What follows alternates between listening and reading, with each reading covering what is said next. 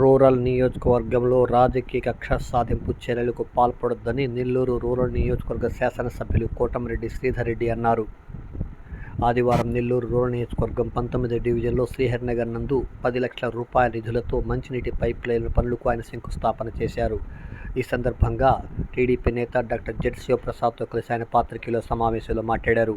ఈ కార్యక్రమంలో టీడీపీ నేత కోటమిరెడ్డి గిరిధర్ రెడ్డి, స్థానిక corporator Jyothipriya, TDP incharge Madhusudhan Reddy, TDP నాయకులు సాబీర్ ఖాన్, కోరెం వెంకటేశ్వర్లు, కాయల మధు, ప్రసాద్, నరసింహారెడ్డి, స్థానిక నాయకులు, కార్యకర్తలు, ఆ ప్రాంత వాసులు పాల్గొన్నారు.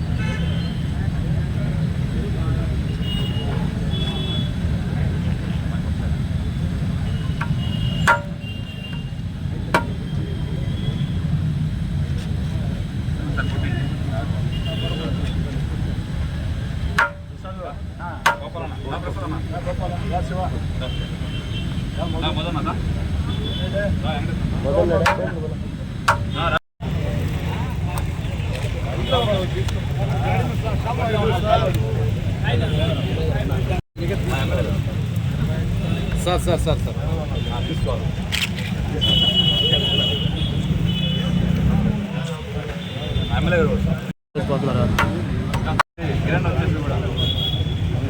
రెడీనా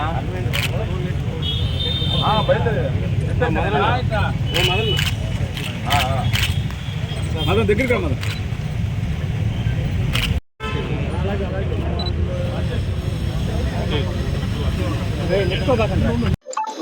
నెల్లూరు రూరల్ నియోజకవర్గంలో ప్రజలందరి ఆశీస్సులతో నా వెంట నడిచిన నాయకుల, కార్యకర్తల, శ్రేయోభిలాషుల శ్రమతో మూడోసారి ఎమ్మెల్యేగా ఎన్నికైనటువంటి నేను రూరల్ నియోజకవర్గంలో తొలి అభివృద్ధి కార్యక్రమం నెల్లూరు రూరల్ నియోజకవర్గం 19వ డివిజన్. ఈ యొక్క డివిజన్ అనేక సంవత్సరాలుగా వ్యక్తిగతంగా అనేక మందితో పరిచయాల డివిజన్.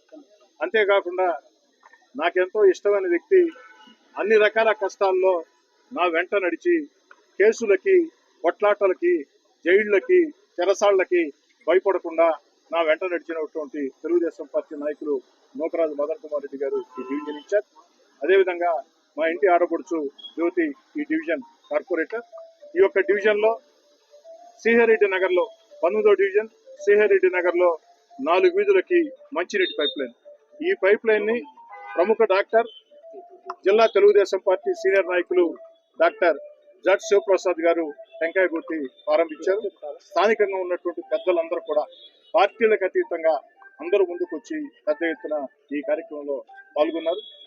ఈ యొక్క మూడోసారి ఎమ్మెల్యే గెలిచిన తర్వాత అనేక రకాల అభివృద్ధి కార్యక్రమాలకి శ్రీకారం చుడుతూ ఉన్నాం.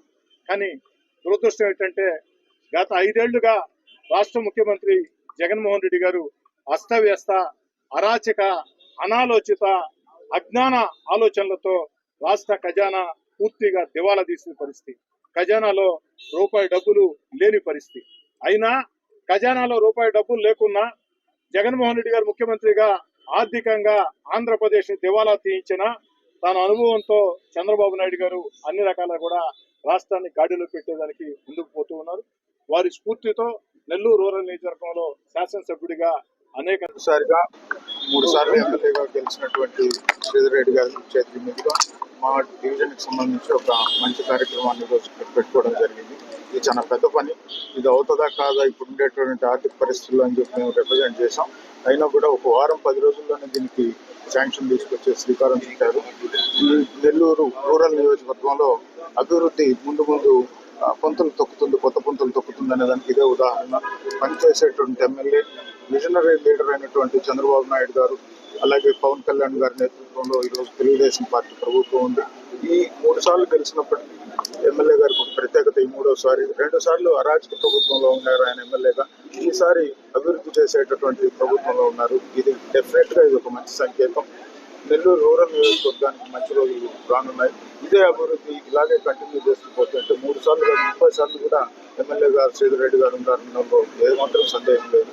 ఈరోజు ఈ యొక్క కార్యక్రమాన్ని ఇక్కడ జరిపించడం మాకందరూ కూడా చాలా సంతోషం అని చెప్పేసి మీ ద్వారా నేను తెలియజేస్తున్నాను.